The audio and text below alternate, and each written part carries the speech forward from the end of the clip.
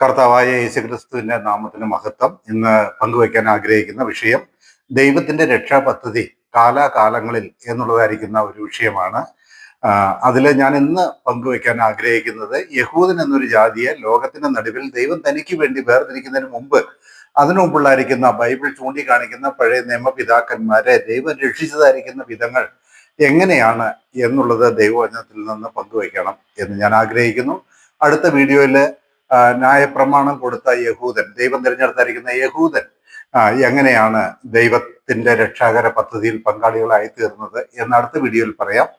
അതിന്റെ അടുത്ത വീഡിയോയിൽ ഞാൻ പറയാൻ ആഗ്രഹിക്കുന്നത് കർത്താവായി യേശു ക്രിസ്തു ലോകത്തിൽ വന്നപ്പോൾ മുതൽ 3.5 വർഷം കർത്താവ് ഈ ഭൂമിയിൽ തന്റെ 12 അപ്പോസ്തലന്മാരെയും തന്നെ പിൻഗമിച്ച ശിഷ്യന്മാരെയും തിരഞ്ഞെടുത്തപ്പോൾ അവരെ ദൈവം രക്ഷയ്ക്കായിട്ട് തിരഞ്ഞെടുത്തായിരിക്കുന്ന, അവരെ രക്ഷിച്ചതായിരിക്കുന്ന ദൈവത്തിന്റെ രക്ഷാ പദ്ധതി എന്താണ് എന്ന് പറയണം എന്ന് ഞാൻ ആഗ്രഹിക്കുന്നു. ഇതിന്റെ നാലാമത്തെ വീഡിയോയിലൂടെ ഞാൻ പറയാനായിട്ട് ആഗ്രഹിക്കുന്നത് കൃപായുഗം എന്നുള്ളതായിരിക്കുന്ന ആ കാലഘട്ടം അപ്പോസ്തലനായിരിക്കുന്ന പൗലോസിനെ വിളിച്ച് തുറന്നതിന് ശേഷം ദൈവം ലോകത്തെ രക്ഷിക്കുന്നതായിരിക്കുന്ന വിധം എങ്ങനെയാണ് എന്ന് പറയാൻ ആഗ്രഹിക്കുന്നു. ഇങ്ങനെ 4 വിധ ദൈവത്തിന്റെ രക്ഷാ പദ്ധതിയെ കുറിച്ച് പറയാൻ ആഗ്രഹിക്കുകയാണ് ഞാൻ ഈ വീഡിയോയിലൂടെ. അപ്പോൾ ഇന്നത്തെ വീഡിയോയുടെ വിഷയം എന്ന് പറയുന്നത് ദൈവത്തിന്റെ രക്ഷാ പദ്ധതി കാലാകാലങ്ങളിൽ എന്നുള്ളതായിരിക്കുന്ന ഒരു വിഷയമാണ്. നമ്മൾ വെളിപ്പാട് പുസ്തകം അതിന്റെ 13-ാം അധ്യായത്തിലെ 8-ാം വാക്യത്തിൽ ഇങ്ങനെയാണ് വായിക്കുന്നത്: ലോക സ്ഥാപനം മുതൽ അറുക്കപ്പെട്ട കുഞ്ഞാടിന്റെ ജീവപുസ്തകത്തിൽ പേരെഴുതിയിട്ടില്ലാത്ത ഭൂവാസികളൊക്കെയും അതിനെ നമസ്കരിക്കും. പലർക്കും കാണാതെ അറിയുന്ന ഒരു വേദവാക്യമാണിത്. നമ്മുടെ കർത്താവായി യേശുക്രിസ്തു ലോക സ്ഥാപനം മുതൽ അറുക്കപ്പെട്ട കുഞ്ഞാടാണ് എന്ന് നമ്മളിവിടെ തിരുവെഴുത്തിൽ വായിക്കുന്നു. നമുക്കറിയാം കർത്താവായി യേശുക്രിസ്തു അറുക്കപ്പെട്ടത് എന്നാണ് എന്ന് കാലക്കണക്കൊക്കെ നമുക്കറിയാം. ഏകദേശം ഇന്നേക്ക് 2000 വർഷങ്ങൾക്ക് മുമ്പാണ് കർത്താവ് അറുക്കപ്പെട്ടത് എന്നറിയാം. എന്നാൽ ഇവിടെ പറയുകയാണ് ലോക സ്ഥാപനം മുതൽ അറുക്കപ്പെട്ട കുഞ്ഞാടിന്റെ ജീവപുസ്തകം എന്ന് നമ്മളിവിടെ വായിക്കുകയാണ്. എന്താ അങ്ങനെ പറയുന്നത്? അപ്പം ലോകസ്ഥാപനം മുതൽ എന്ന് പറയുമ്പോൾ ആകാശവും ഭൂമി സൃഷ്ടിച്ച കാലം മുതൽ എന്നുള്ളതിനേക്കാൾ മനുഷ്യോൽപ്പത്തിയുടെ കാലം മുതൽ, മനുഷ്യന്റെ അതിക്രമത്തിന്റെ പാപത്തിന്റെ കാലം മുതൽ അറുക്കപ്പെട്ട കുഞ്ഞാട് എന്ന് അത് ഒരുപക്ഷെ തിരുത്തുന്നത് നല്ലതായിരിക്കുമെന്ന് എനിക്ക് തോന്നുന്നു. എങ്ങനെയോ വ്യാഖ്യാനിച്ചാലും തെറ്റില്ല. ലോകസ്ഥാപനം മുതൽ അറുക്കപ്പെട്ട കുഞ്ഞാട് എന്ന ദൈവവചനം കൊടുത്തിരിക്കുന്നു. അത് നമ്മൾ അങ്ങനെ തന്നെ മനസ്സിലാക്കണം. അപ്പൊ എന്താ ഇവിടെ ലോകസ്ഥാപനം മുതൽ അറുക്കപ്പെട്ട കുഞ്ഞാട് എന്ന് കൊടുത്തിരിക്കുന്നത്? എന്താ നമ്മൾ മനസ്സിലാക്കേണ്ട ഒരു കാര്യം, മനുഷ്യന്റെ വീഴ്ചയുടെ കാലം മുതൽ തന്നെ ദൈവത്തിന്റെ രക്ഷാ പദ്ധതി ദൈവം ഒരുക്കിയിരുന്നു. മനുഷ്യന്റെ വീഴ്ചയുടെ കാലം എന്ന് പറഞ്ഞാൽ ആദാമും ഹവ്വായിയുമാണ് ആദ്യത്തെ മനുഷ്യവർഗം എന്നറിയാമല്ലോ. അവർ വീണു പോയപ്പോൾ തന്നെ അവരെ എങ്ങനെയാണ് രക്ഷിക്കേണ്ടത്, അവരുടെ രക്ഷാമാർഗം എങ്ങനെയായിരിക്കണം, മാനവകുലത്തിന്റെ രക്ഷാമാർഗം എങ്ങനെയായിരിക്കണം എന്നുള്ളതായിരിക്കുന്ന തീരുമാനം ദൈവം നിശ്ചയിച്ചു കഴിഞ്ഞു. അത് അന്നേ തന്നെ ദൈവത്തിന്റെ ദൃഷ്ടിയിൽ തീരുമാനമാക്കപ്പെട്ടു. എന്താണ് തീരുമാനമാക്കപ്പെട്ടത്? തന്റെ ഏകജാതനായിരിക്കുന്ന പുത്രനെ സർവ്വലോകത്തിനും വേണ്ടി പാപപരിഹാര ബലിയായി ഈ ലോകത്തിലേക്ക് അയച്ച് ഈ ലോകത്തിന്റെ യാഗപീഠത്തിൽ, ദൈവത്തിന്റെ യാഗപീഠത്തിൽ ആ ദൈവത്തിന്റെ കുഞ്ഞാട് അറുക്കപ്പെടണം. ആ അറുക്കപ്പെടുന്നതിലൂടെ മാത്രമാണ് മനുഷ്യകുലത്തെ, പാപത്തിൽ വീണുപോയ മനുഷ്യകുലത്തെ വീണ്ടെടുക്കുവാനായിട്ട് കഴിയുകയുള്ളൂ എന്നുള്ളതായിരിക്കുന്ന കാര്യം നമ്മുടെ ദൈവത്തിന് അറിയാമായിരുന്നു, തീരുമാനിക്കപ്പെട്ടിരുന്നു. ദൈവത്തിന്റെ തീരുമാനങ്ങളൊക്കെയും തന്നെ നമുക്കറിയാമല്ലോ. ദൈവം തീരുമാനിക്കുന്നത് മുൻപിൽ കണ്ടിട്ടെന്ന പോലെയാണ് തീരുമാനിക്കുന്നത്. ദൈവമായിരിക്കുന്നത് തന്നെ കാലങ്ങളുടെ ഭേദമില്ലാത്തവനാണ്. മുൻകാലമെന്നോ ഭാവി കാലമെന്നോ ഇപ്പോൾ നടക്കുന്ന കാലമെന്നോ ഭേദമില്ലാത്തവണ്ണം ദൈവം എല്ലാം തൻ്റെ കൺമുമ്പിൽ അപ്പപ്പോൾ കാണുന്നത് പോലെ കാണുന്നവനാണ് എന്നുള്ളത് നമുക്കറിയാമല്ലോ. അപ്പോൾ ആ ആദാമിന്റെ വീഴ്ചയുടെ കാലത്ത് തന്നെ ആദാമിന്റെ രക്ഷാകരമായിരിക്കുന്ന ദൈവത്തിന്റെ പദ്ധതിയും തീരുമാനിക്കപ്പെട്ടിരുന്നത് ദൈവം അറുക്കപ്പെട്ട കുഞ്ഞാടായി നമ്മുടെ കർത്താവിനെ അന്നേ കണ്ടതുകൊണ്ട് തന്നെയാണ് എന്നുള്ളത് നമുക്ക് മനസ്സിലാക്കാനായിട്ട് പറ്റും. അതുകൊണ്ടാണ് ഈ വെളിപ്പാട് പുസ്തകത്തിലെ ലോകസ്ഥാപനം മുതൽ അറുക്കപ്പെട്ട കുഞ്ഞാട് എന്ന് എഴുതിയിരിക്കുന്നത്. കാരണം ദൈവദൃഷ്ടിയില് നമ്മുടെ കർത്താവിന്റെ മരണം അന്നേ തീരുമാനിക്കപ്പെട്ടിരുന്നു. അറുക്കപ്പെട്ട കുഞ്ഞാടായി തന്നെ നമ്മുടെ കർത്താവിനെ ദൈവം കണ്ടിരുന്നു എന്നുള്ളത് നമുക്ക് കാണാനായിട്ട് പറ്റും. ദൈവത്തെക്കുറിച്ച് വായിക്കുന്ന ഒരു വാക്യം ഞാൻ നിങ്ങളെ വായിച്ച് കേൾപ്പിക്കാം. അത് യെശയ്യാ പ്രവചനം അതിന്റെ 46-ാം അധ്യായത്തിന്റെ 10-ാം വാക്യത്തിലാണ്: ആരംഭത്തിങ്കൽ തന്നെ അവസാനവും പൂർവകാലത്ത് തന്നെ മേലാൽ സംഭവിപ്പാനുള്ളതും ഞാൻ പ്രസ്താവിക്കുന്നു. എന്റെ ആലോചന നിവൃത്തിയാകും, ഞാൻ എൻ്റെ താല്പര്യമൊക്കെയും അനുഷ്ഠിക്കും എന്ന് ഞാൻ പറയുന്നു. അപ്പൊ ദൈവം അരുളി ചെയ്യുന്നത് എന്താ? ആരംഭത്തിങ്കിൽ തന്നെ അവസാനവും പൂർവകാലത്ത് തന്നെ മേലാൽ സംഭവിപ്പാനുള്ളതും ഞാൻ പ്രസ്താവിക്കുന്നു. എൻ്റെ ആലോചന നിവൃത്തി. അപ്പൊ ദൈവം തീരുമാനിച്ച കാര്യങ്ങൾ നിവൃത്തി ആയതുപോലെയാണ് ദൈവത്തിന് മുമ്പിലുള്ളത് എന്നുള്ളത് നമുക്കറിയാം. ദൈവം കാലഭേദങ്ങൾക്ക് വിധേയപ്പെടുന്നവനല്ല. ഗതി ഭേദത്താലുള്ളായിരിക്കുന്ന അനാച്ഛാദനമുള്ളവനല്ല.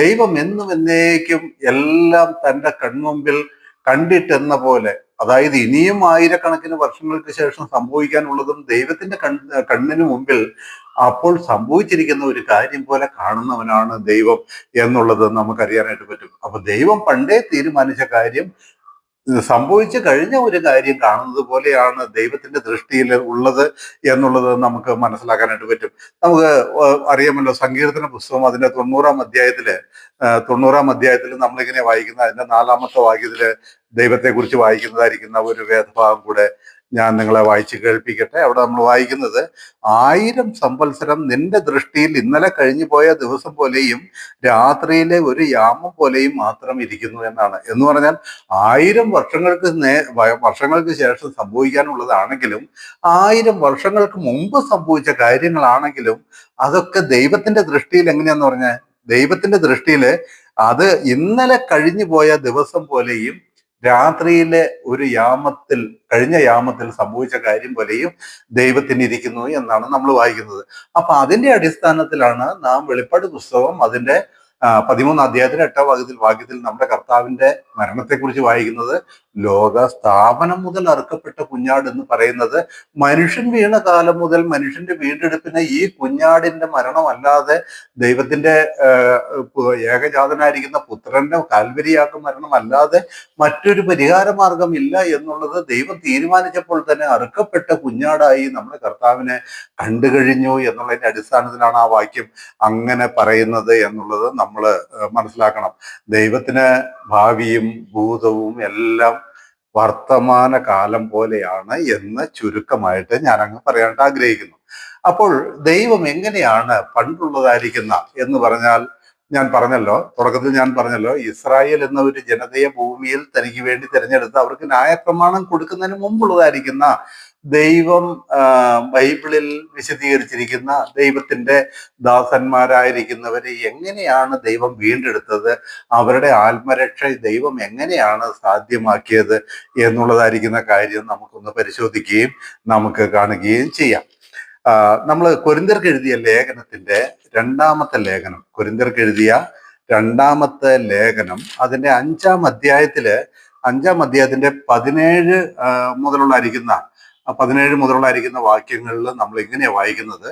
ഒരുത്തൻ ക്രിസ്തുവിലായാൽ അവൻ പുതിയ സൃഷ്ടിയാകുന്നു, പഴയത് കഴിഞ്ഞു പോയി, ഇതാ അത് പുതുതായി തീർന്നിരിക്കുന്നു, അതിനൊക്കെയും ദൈവം തന്നെ കാരണഭൂതൻ. അപ്പൊ അവിടെ പറയാണ്, പഴയ മനുഷ്യൻ ആരാണെന്ന് നമുക്ക് എല്ലാവർക്കും അറിയാലോ. പഴയ മനുഷ്യൻ എന്ന് പറയുന്ന ആദാമിന്റെ വംശപാരമ്പര്യത്തിലുള്ളായിരിക്കുന്ന ജനസമൂഹത്തെയാണ്, അല്ലെങ്കിൽ ഭൂലോകവാസികളെ എല്ലാവരെയും പഴയ മനുഷ്യൻ എന്ന് നമുക്ക് വിളിക്കാം.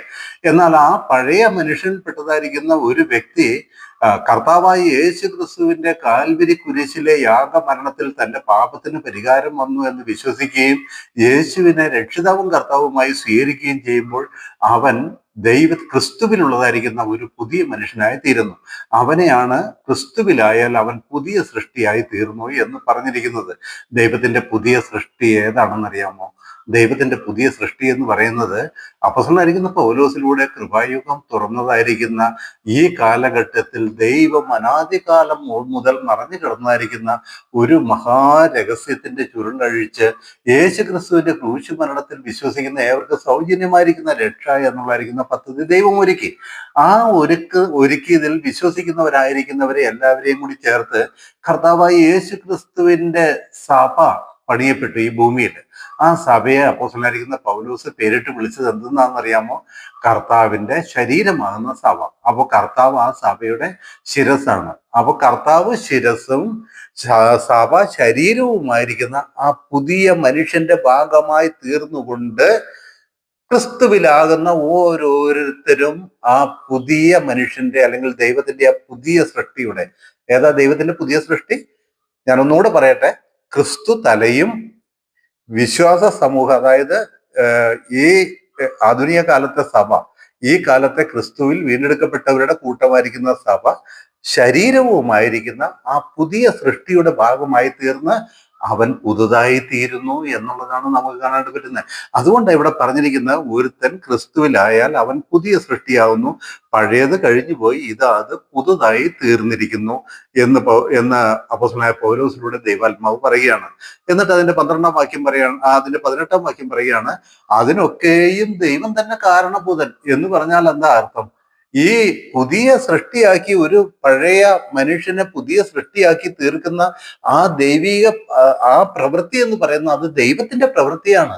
അത് മനുഷ്യരുടെ ആരുടെയും നല്ല നടപ്പിന്റെ അടിസ്ഥാനത്തിൽ കിട്ടുന്നതല്ല. ലോകത്തിലുള്ള മനുഷ്യരെല്ലാം ധരിക്കുന്ന ഒരു തെറ്റായ ധാരണ, മനുഷ്യൻ നന്നായി ജീവിച്ച ദൈവം അവനെ ദൈവത്തിന്റെ വകയാക്കി തീർക്കും. നന്നായി ജീവിക്കുന്നതിലൂടെയാണ്, നല്ല കാര്യങ്ങൾ ചെയ്യുന്നതിലൂടെയാണ് രക്ഷ സാധ്യമാകുന്നത് എന്ന് വെറുതെയെങ്കിലും അബദ്ധമായിട്ടെങ്കിലും ഇന്ന് ലോകത്തിലെ മനുഷ്യർ വിശ്വസിക്കുന്നു എന്നുള്ളത് ഒരു വലിയ തെറ്റായിരിക്കുന്ന കാര്യമാണ്. ഒരു മനുഷ്യൻ ക്രിസ്തുവിലായി തീരുമ്പോൾ അവൻ പുതിയ സൃഷ്ടിയായി തീരുന്നു, അഥവാ പുതിയ സൃഷ്ടിയുടെ ഭാഗമായി തീർന്ന് അവൻ പുതുതായി തീരുന്നു. ആ പുതുതായി തീരുന്നതിന് കാരണം, അതിനൊക്കെയും ദൈവം തന്നെ കാരണഭൂതൻ. ദൈവം വിശുദ്ധീകരിച്ചെങ്കിൽ മാത്രമേ, ദൈവം നീതീകരിച്ചെങ്കിൽ മാത്രമേ, ദൈവം വീണ്ടെടുത്തെങ്കിൽ മാത്രമേ ഒരു പാവിയായ മനുഷ്യന് ദൈവത്തിന്റെ മകനായി തീരാനായിട്ട് പറ്റുള്ളൂ, ദൈവത്തിന്റെ അവകാശം, ദൈവത്തിന്റെ വകയായി തീരാനായിട്ട് പറ്റുള്ളൂ. അങ്ങനെയുള്ള ഒരു മനുഷ്യന് മാത്രമേ ദൈവത്തിന്റെ അവകാശമായിരിക്കുന്ന സ്വർഗം അവകാശപ്പെടുവാനായിട്ട് പറ്റുകയുള്ളൂ. അതിനൊക്കെയും ദൈവം തന്നെ കാരണഭൂതൻ, മനുഷ്യന്റെ യാതൊരു പ്രവൃത്തികളുടെയും അടിസ്ഥാനത്തിലല്ല എന്നവിടെ പറയുകയാണ്. അപ്പോ ആ വാക്യം മനസ്സിലായല്ലോ. ഇവിടെ വായിക്കുന്നത്, ഒരുവൻ, ഒന്നുകൂടെ ഞാൻ വായിക്കാം, ഒരുത്തൻ ക്രിസ്തുവിലായാൽ അവൻ പുതിയ സൃഷ്ടിയാവുന്നു, പഴയത് കഴിഞ്ഞുപോയി, അത് പുതുതായി തീർന്നിരിക്കുന്നു, അതിനൊക്കെയും ദൈവം തന്നെ കാരണഭൂതൻ, അവൻ നമ്മെ ക്രിസ്തു മൂലം തന്നോട് നിരപ്പിച്ചു. ക്രിസ്തു മൂലമാണ് ഈ നിരപ്പ് വരുന്നത് കേട്ടോ. അല്ലാതെ ഞാൻ പറഞ്ഞില്ലേ, മനുഷ്യൻ മല കയറുന്നത് കൊണ്ടോ, പുണ്യപ്രവൃത്തി ചെയ്യുന്നതുകൊണ്ടോ, പാവപരിഹാരത്തിന് കുരിശ് ചുമക്കുന്നത് കൊണ്ടോ, അല്ലെങ്കിൽ പട്ടിണി കിടക്കുന്ന ഉപവാസം എടുക്കുന്നത് കൊണ്ടോ, നല്ല നടപ്പ് നടക്കുന്നതുകൊണ്ടോ ഒന്നുമല്ല. ഇതൊക്കെയും ക്രിസ്തുവിലൂടെ, ക്രിസ്തുവിന്റെ കാൽവരി കുരിശിലെ യാഗമരണത്തിൽ വിശ്വസിക്കുന്നതിലൂടെയാണ് ഈ നിരപ്പ് വരുന്നത്. അവൻ നമ്മെ ക്രിസ്തു മൂലം തന്നോട് നിരപ്പിച്ചു എന്ന് പറഞ്ഞിട്ട് പറയുകയാണ്, നിരപ്പിന്റെ ശുശ്രൂഷ ഞങ്ങൾക്ക് തന്നിരിക്കുന്നു. അവൻ നമ്മെ ക്രിസ്തു മൂലം തന്നോട് നിരപ്പിച്ചു, നിരപ്പിന്റെ ശുശ്രൂഷ ഞങ്ങൾക്ക് തന്നിരിക്കുന്നു. ഈ ഞങ്ങൾക്ക് എന്ന് പറഞ്ഞ ആർക്ക് തന്നിരിക്കുന്നു എന്നാണ്. ഒരുപക്ഷെ എന്നെ കേൾക്കുന്നവരെല്ലാവരും വിചാരിക്കും, കർത്താവ് തന്റെ അപ്പോസ്തലന്മാർക്ക് ആ നിരപ്പിന്റെ ശുശ്രൂഷ കൊടുത്തു എന്ന്. എന്റെ പ്രിയമുള്ളവരെ, കർത്താവ് തന്റെ 12 അപ്പോസ്തലന്മാർക്കല്ല നിരപ്പിന്റെ ശുശ്രൂഷ കൊടുത്തു എന്ന് പൗലോസോട് പറയുന്നത്. ഞങ്ങൾക്ക് എന്ന് ഇവിടെ പൗലോസ് പറയുന്നതായിരിക്കുന്ന കാര്യം, പൗലോസിനോട് കൂടെ ഉള്ളതായിരിക്കുന്ന കർത്താവിന്റെ വേല ചെയ്യുന്നതായിരിക്കുന്ന ദൈവദാസന്മാർക്കും ആ നിരപ്പിന്റെ ശുശ്രൂഷ, ഒരു മനുഷ്യനെ പുതുതാക്കുന്ന, ഒരു മനുഷ്യനെ ദൈവത്തോട് നിരപ്പാക്കുന്ന, നീതീകരിക്കപ്പെടുന്നവനായി തീർക്കുന്ന ആ നിരപ്പിന്റെ ശുശ്രൂഷ പൗലോസിനോട് കൂടെ ഉണ്ടായിരിക്കുന്ന സഹപ്രവർത്തകർക്കും, അതാ ഇവിടെ ഞങ്ങൾ എന്ന് പറയുന്നത്, നിരപ്പിന്റെ ശുശ്രൂഷ ഞങ്ങൾക്ക് അവർക്ക് തന്നിരിക്കുന്നു എന്നാ. ഇത് 12 അപ്പോസ്തലന്മാർ അവകാശപ്പെടുന്നതായിരിക്കുന്ന ഒരു കാര്യമല്ല, പൗലോസ് അവകാശപ്പെടുന്ന ഒരു കാര്യമാണ്. ഇതെല്ലാവരും ശ്രദ്ധിക്കണം കേട്ടോ. എന്നിട്ട് താഴെ പറയാണ്, ദൈവം ലോകത്തിന് ലംഘനങ്ങളെ കണക്കിടാതെ ലോകത്തെ ക്രിസ്തുവിൽ തന്നോട് നിരപ്പിച്ചു പോന്നു. എന്താ വായിച്ചേ? ദൈവം ലോകത്തിന് ലംഘനങ്ങളെ കണക്കിടാതെ ലോകത്തെ ക്രിസ്തുവിൽ തന്നോട് നിരപ്പിച്ചു പോന്നു. എപ്പോ നിരപ്പിച്ചു പോന്നു എന്നാ പറയുന്നത്? മനുഷ്യോൽപത്തി മുതൽ. അതാ ഇവിടെ പറയുന്നത്. മനുഷ്യോൽപത്തി മുതൽ തെറ്റിപ്പോയ പാപം ചെയ്ത മനുഷ്യരിൽ നിന്ന് സത്യദൈവത്തെ അറിയുന്നവരും സത്യദൈവത്തെ വിശ്വസിക്കുന്നവരും ഏകസത്യദൈവമായിരിക്കുന്നവരെ ആശ്രയിക്കുന്നവരുമായിരിക്കുന്ന മനുഷ്യരെ, ദൈവത്തിന്റെ സത്യവഴികളെ അറിയാൻ മനസ്സ് വെച്ചതായിരിക്കുന്ന മനുഷ്യരെ, ലോകത്തെ എന്ന് പറയുമ്പോൾ ലോകത്തിലെ ലോകത്തിലുമുള്ള മനുഷ്യരെയും നിരപ്പിച്ചു പോകുന്നു എന്നൊന്നും അല്ലട്ടോ എന്റെ അർത്ഥം. അയ്യോ, അങ്ങനെയല്ല. ഒരിക്കലും ഒന്ന് ചിന്തിക്കരുത്. ലോകത്തില് ബഹുഭൂരിപക്ഷവും, എനിക്ക് തോന്നുന്നത് ലോകത്തിൽ ജനിച്ച് ജീവിക്കുന്ന മനുഷ്യരില് 90% അതിൽ മേലെയോ, ഒരു 95 99% പേരും നിത്യനാശത്തിലേക്ക് പോകുന്നവരാ. എന്നാൽ അവരുടെ ഇടയിൽ നിന്ന് കാലാകാലങ്ങളായിട്ട് സത്യദൈവത്തെ അറിയുന്നവരായിരിക്കുന്ന മനുഷ്യർ ഉണ്ടായിരുന്നു. നമുക്കറിയാമല്ലോ, ഹാബേലിന്റെ ഒക്കെ കാര്യം ഞാൻ ഇങ്ങനെ പറഞ്ഞു വരുന്നുണ്ട്, അപ്പൊ നിങ്ങൾക്ക് അത് മനസ്സിലാവും. അപ്പൊ അങ്ങനെ ദുഷ്ടലോകത്തിന്റെ നടുവിൽ മ്ലേച്ഛരായിരിക്കുന്ന മനുഷ്യ സമൂഹത്തിന്റെ നടുവിൽ അങ്ങിങ്ങ് ചില മനുഷ്യർ സത്യദൈവത്തെ അറിയുന്നവരും സത്യദൈവത്തിന്റെ രക്ഷാമാർഗത്തെ അന്വേഷിക്കുന്നവരും ദൈവത്തെ അന്വേഷിക്കുന്നവരുമായിട്ടുണ്ടായിരുന്നു. അവരെ അതാണ് ഇവിടെ പറഞ്ഞിരിക്കുന്നത്. ദൈവം അവരുടെ ലംഘനങ്ങളെ എന്ന് ഞാനൊന്ന് തിരുത്തി വായിക്കട്ടെ. ദൈവം അങ്ങനെ സത്യദൈവത്തെ അന്വേഷിക്കുന്നവരുടെ ലംഘനങ്ങളെ കണക്കിടാതെ ലോകത്തെ, അതായത് അങ്ങനെ അന്വേഷിക്കുന്നവരെ ക്രിസ്തുവിൽ തന്നോട് നിരപ്പിച്ചു പോകുന്നു. കാര്യം മനസ്സിലായോ? അതാണ് ഇവിടെ പൗലോസ് പറയുന്നത്. ദൈവം ലോകത്തിന് ലംഘനങ്ങളെ കണക്കിടാതെ ലോകത്തെ ക്രിസ്തുവിൽ തന്നോട് നിരപ്പിച്ചു പോകുന്നു. എപ്പോ മുതല് ആ വീണുപോയ മനുഷ്യ ആദമവ്വമാരുടെ ആ പാരമ്പര്യത്തിൽ നിന്ന് വന്ന മനുഷ്യ സമൂഹത്തിലുള്ളതായിരിക്കുന്ന അവരിൽ നിന്ന് സത്യദൈവത്തെ അന്വേഷിച്ച, ദൈവത്തിന്റെ നീതിയും വിശുദ്ധിയും അന്വേഷിച്ച, ദൈവത്തെക്കുറിച്ച് ബോധ്യം വന്നതായിരിക്കുന്ന മനുഷ്യരെ ദൈവം തന്നോട് നിരപ്പിച്ചു പോകുന്നു. എങ്ങനെ നിരപ്പിച്ചു പോകുന്നു? ക്രിസ്തുമൂലം. അതവിടെ പറയുന്നത്, ക്രിസ്തുമൂലം തന്നോട് നിരപ്പിച്ചു പോകുന്നു. നോക്കിക്കേ. അപ്പോ നമ്മൾ ആദ്യം വായിച്ച വാക്യം ഓർക്കുന്നുണ്ടല്ലോ, വെളിപ്പാട് പുസ്തകം 13-ാം അധ്യായത്തിന്റെ 8-ാം വാക്യം എന്തെന്നാ വായിച്ചത്? ലോക സ്ഥാപനം മുതൽ അറുക്കപ്പെട്ട കുഞ്ഞാട് എന്നല്ല നമ്മുടെ കർത്താവിന് വായിച്ചേ, കർത്താവിന്റെ മരണത്തെ കുറിച്ച് വായിച്ചേ. അപ്പൊ ഇവിടെ പറയാണ്, ദൈവം ലോകത്തിന്റെ ലംഘനങ്ങളെ കണക്കിടാതെ ലോകത്തെ ക്രിസ്തു മൂലം തന്നോട് നിരപ്പിച്ചു പോകുന്നു. ക്രിസ്തു മൂലം എങ്ങനെയാ ലോകത്തെ നിരപ്പിച്ചു പോകുന്നത്? അന്നേ അറുക്കപ്പെട്ട കുഞ്ഞാടായി നമ്മുടെ ദൈവത്തിന്റെ ദൃഷ്ടിയിൽ നമ്മുടെ കർത്താവായി യേശു ക്രിസ്തു നിൽക്കുന്നത് കൊണ്ട് ദൈവത്തെ സത്യമായി അന്വേഷിക്കുന്ന, ദൈവത്തെ വിശ്വസിക്കുന്ന, ദൈവത്തിന്റെ ഇഷ്ടമറിഞ്ഞ് ജീവിക്കുന്ന മനുഷ്യരെ ദൈവം അന്നേ ഈ അറുക്കപ്പെട്ട കുഞ്ഞാടിനാൽ നിരപ്പിച്ചു പോകുന്നു. അറുക്കപ്പെടൽ നടന്നിട്ട് 2000 വർഷമേ ആയുള്ളൂ. നമുക്കറിയാം, യെരുശലേമിൽ നമ്മുടെ കർത്താവിനെ ക്രൂശിച്ചിട്ട് 2000 വർഷമേ ആയുള്ളൂ. പക്ഷെ ദൈവത്തിന്റെ ദൃഷ്ടിയിൽ ലോക സ്ഥാപനം മുതൽ അറുക്കപ്പെട്ട കുഞ്ഞാടാണ്.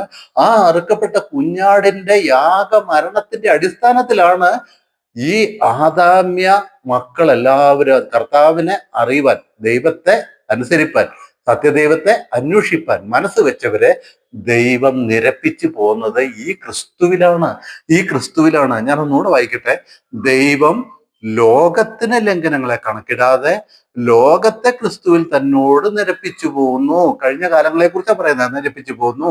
എന്നിട്ട് പൗലോസ് പറയാണ്, ഈ നിരപ്പിന്റെ വചനം ഞങ്ങളുടെ പക്കൽ ഭരമേൽപ്പിച്ചിരിക്കുന്നു. എങ്ങനെയാ ലോകത്തെ നിരപ്പിച്ചു പോകുന്നത്? ഞാനതൊക്കെ ആൾക്കാരെ എടുത്ത് പറയാം.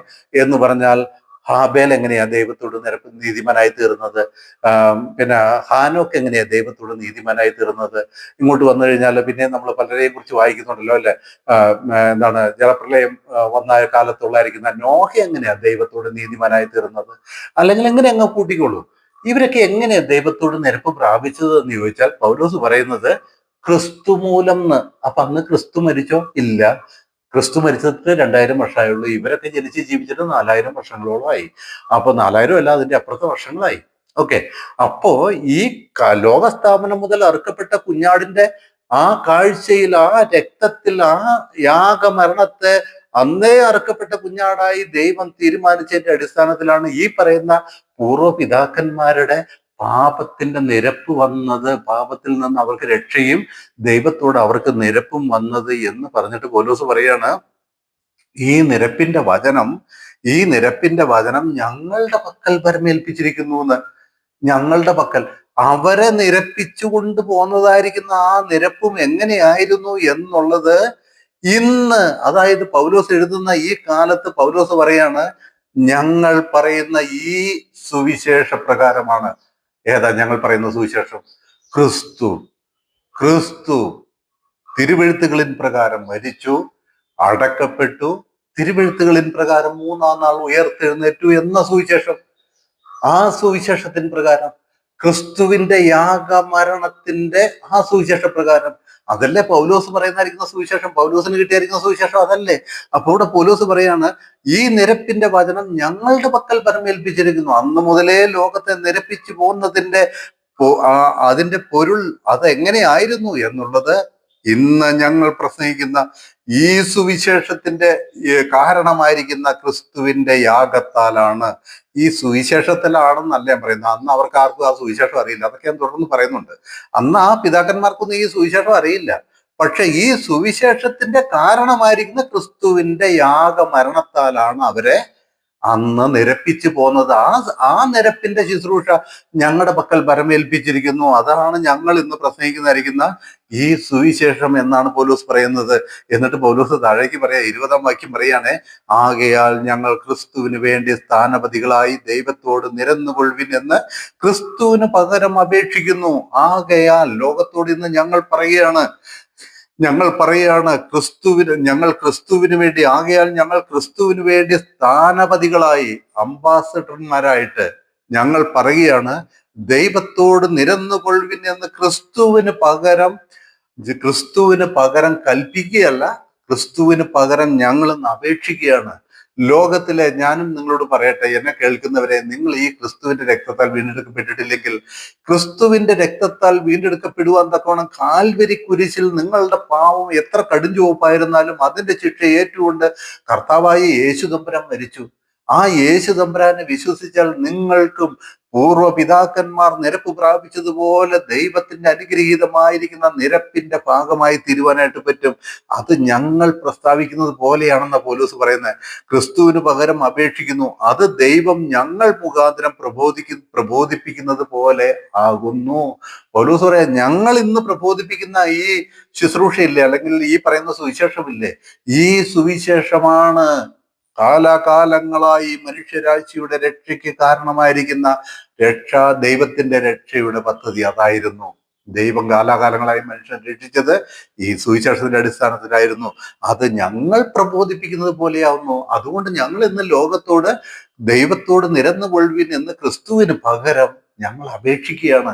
ഞാനും അപേക്ഷിക്കുക, എന്നെ കേൾക്കുന്നവർ കുറച്ചേ ഉള്ളെങ്കിലും ഞാനും അപേക്ഷിക്കുക, നിങ്ങൾ ആരും നഷ്ടപ്പെട്ടു പോകരുതേ, നിങ്ങളെ എല്ലാവരെയും വിശുദ്ധീകരിക്കാൻ, നിങ്ങളെല്ലാവരെയും നീതീകരിക്കാൻ, പണ്ടത്തെ പൂർവ്വ ദൈവദാസന്മാരായ അനുഗ്രഹീതരായിരിക്കുന്ന പിതാക്കന്മാരെ പോലെയല്ല, അതിനേക്കാൾ ശ്രേഷ്ഠമായിരിക്കുന്ന രീതിയിൽ ദൈവത്തിന്റെ മക്കളായി തീരുവാൻ തക്കവണ്ണം ക്രിസ്തു ചൊരിഞ്ഞതായിരിക്കുന്ന കാൽവരി കുരിശിലെ രക്തം നിങ്ങളുടെ മുഴുവൻ പാപത്തിന്റെയും പ്രായശ്ചിത്തം. നിങ്ങൾ ഒന്നും ചെയ്യണ്ട, അത് വിശ്വസിക്കാമോ, യേശു ക്രിസ്തുവിനെ നിങ്ങളുടെ ജീവിതം സമർപ്പിക്കാമോ, നിങ്ങൾ ഇന്ന് രക്ഷിക്കപ്പെടുകയാണ്, നിങ്ങൾ ഇന്ന് വീണ്ടെടുക്കപ്പെടുകയാണ്. നിങ്ങളുടെ ആത്മാവ് നിത്യ നരകത്തിൽ പോകാതെ വണ്ണം നിങ്ങൾ സ്വർഗത്തിന്റെ അവകാശിയായി തീരുകയാണ്, ദൈവത്തിന്റെ രാജ്യത്തിന്റെ പുത്രിപുത്രന്മാരായി തീരുകയാണ്. ഞാനും ഇന്ന് നിങ്ങളോട് അപേക്ഷിക്കുകയാണ്. അപ്പൊ പൗലോസോട് പറയാണ്, അത് ദൈവം ഞങ്ങൾ മുഖാന്തരം പ്രബോധിപ്പിക്കുന്നത് പോലെയാകുന്നു. പാപമറിയാത്തവനെ നാം അവനിൽ ദൈവത്തിന്റെ നീതിയാകേണ്ടതിന് അവൻ നമുക്ക് വേണ്ടി പാപമാക്കി എന്ന് പറയുക. പാപം അറിയാത്തവനായിരിക്കുന്ന നമ്മുടെ കർത്താവായ യേശു ക്രിസ്തു. എന്നാൽ കർത്താവിന്റെ മേൽ ചുമത്തിയ പാപങ്ങളെല്ലാം എന്റെയും നിങ്ങളുടെയും പാപങ്ങളാ, നമ്മുടെ ഓരോരുത്തരുടെയും പാപങ്ങളാ. ആ പാപം, നമ്മുടെ പാപം ചുമന്ന് കുരിശിൽ നമുക്ക് വേണ്ടി പ്രാണത്യാഗം ചെയ്ത ക്രിസ്തുവിന്റെ ക്രൂശ് മരണമാണ് നമ്മളെ രക്ഷിക്കുന്നത്. അപ്പൊ ഞാൻ എന്റെ വിഷയത്തിലേക്ക് മടങ്ങി വരട്ടെ. ഇവിടെ എന്താ നമ്മൾ ഈ 2 വേദഭാഗത്ത് നിന്ന് വായിച്ചത്? കർത്താവായ യേശു ക്രിസ്തു ലോകസ്ഥാപനം മുതൽ അറുക്കപ്പെട്ട കുഞ്ഞാടാണ് നമ്മൾ വായിച്ചു. ആ ലോകസ്ഥാപനം മുതൽ അറുക്കപ്പെട്ട കുഞ്ഞാടിന്റെ ആ യാഗ മരണത്തിന്റെ അടിസ്ഥാനത്തിലാണ് ലോകത്തെ ദൈവം പണ്ട് മുതലേ, ആദാം വീണ കാലം മുതലേ ദൈവം മനുഷ്യകുലത്തെ തന്നോട് നിരപ്പിച്ചു പോകുന്നത് ആ യാഗത്തിന്റെ അടിസ്ഥാനത്തിലാണ്. ആ നിരപ്പിന്റെ ശുശ്രൂഷയാണ് കാലാകാലങ്ങളായി മറഞ്ഞിരുന്നിട്ട് അപ്പസ്തലനായിരിക്കുന്ന പൗലോസിനെ വിളിച്ചപ്പോൾ പൗലോസിലൂടെ ലോകത്തിന് വെളിപ്പെട്ടായിരിക്കുന്ന സുവിശേഷം അത് ഞങ്ങൾ പ്രബോധിപ്പിക്കുന്ന പോലെയാവുന്നു എന്നാ പൗലോസ് പറയുന്നത്. ആ നിരപ്പിന്റെ ശുശ്രൂഷ ഞങ്ങളുടെ പക്കൽ പരമേൽപ്പിച്ചിരിക്കുന്ന പൗലോസ് പറയുന്നത്. അപ്പൊ ഈ പൗലോസ് പറയുന്ന സുവിശേഷത്തിന്റെ മഹത്വം നിങ്ങൾ മനസ്സിലാക്കിയോ? അതിന്റെ അതിന്റെ അധികാരം, അതിന്റെ അതിന്റെ ഔന്നിത്യം നിങ്ങൾ മനസ്സിലാക്കിയോ? ഈ സുവിശേഷത്തിന്റെ അതാണ് ഇവിടെ പറയുന്നത് എന്ന് മനസ്സിലാക്കുക. എന്നിട്ട് ഞാൻ ചില പഴയ നിയമ പിതാക്കന്മാരെ കുറിച്ച് നിങ്ങളോട് പങ്കുവെക്കട്ടെ. ചിലരെ കുറിച്ച് ഞാൻ നിങ്ങളോട് പങ്കുവെക്കാം. എന്നാൽ ആ പിതാക്കന്മാർക്ക്, ആ പഴയ നിയമ പിതാക്കന്മാരെല്ലാം ഈ ക്രിസ്തുവിന്റെ യാഗമരണത്തിലാണ് രക്ഷപ്പെട്ടത് എന്ന് നമ്മളിവിടെ കണ്ടല്ലോ. എന്നാൽ ആ പിതാക്കന്മാർക്ക് ആർക്കെങ്കിലും മനസ്സിലായോ ഞങ്ങളുടെ രക്ഷ വന്നത് കാലത്തിന്റെ ക്രമത്തിൽ സ്വർഗത്തിലെ ദൈവം തൻ്റെ ഏകജാതനായ പുത്രനെ ഈ മനുഷ്യകുലത്തിലേക്ക് അഥവാ ഈ ഭൂമിയിലേക്ക് അയച്ച് മനുഷ്യരുടെ പാപങ്ങളെ ആ പാപമില്ലാത്ത കുഞ്ഞാടിന്റെ മേൽ ചുമത്തി ആ കുഞ്ഞാടിനെ യാഗമാക്കുന്നതിലൂടെയാണ്, ക്രൂശിൽ മരിച്ച കർത്താവായി യേശു ക്രിസ്തുവിലൂടെയാണ്, ക്രൂശിൽ മരിക്കാനിരിക്കുന്ന കർത്താവായി യേശു ക്രിസ്തുവിലൂടെയാണ് ഞങ്ങൾക്ക് രക്ഷ വന്നതെന്ന് അവർക്ക് ആർക്കെങ്കിലും അറിയാമായിരുന്നോ? അവർക്ക് ആർക്കും അറിയില്ല. അവരാരും അറിഞ്ഞിട്ടുമില്ല. അവർക്ക് ഇതൊന്നും അറിയില്ല. അവരോട് അതാത് കാലങ്ങളിൽ ദൈവം എന്ത് പറഞ്ഞുവോ അത് അവരനുസരിച്ചു. ഞാൻ അതാണ് ഇനി തുടർന്ന് നിങ്ങളോട് പറയാനായിട്ട് ഇരിക്കുന്നത്. അപ്പൊ ഇവർക്കാർക്കും ക്രൂശും അറിയില്ല, യേശു ക്രിസ്തുവിനെയും അറിയില്ല. അങ്ങനെ തന്നെയാ പറയുന്നത്. ക്രൂശും അറിയില്ല, യേശു ക്രിസ്തു. ഞാൻ പറഞ്ഞത് ആരെ കുറിച്ചാണെന്ന് മനസ്സിലാക്കണം കേട്ടോ. ആരെ കുറിച്ചാ പറഞ്ഞത്? അതായത് അബ്രഹാമിനെ വിളിച്ച് യഹൂദൻ എന്ന ഒരു ജനതയെ ദൈവം ഭൂമിയിൽ തനിക്ക് വേണ്ടി സൃഷ്ടിക്കുന്നതിന് മുമ്പേ, ന്യായപ്രമാണം ലോകത്തിന് കൊടുക്കുന്നതിന് മുമ്പേ ഉള്ളായിരിക്കുന്ന പഴയ നിയമത്തിലെ ഉൽപ്പത്തി പുസ്തകത്തിലെ പൂർവ്വ പിതാക്കന്മാരെ കുറിച്ചാണ് ഞാൻ പറഞ്ഞു വരുന്നത്.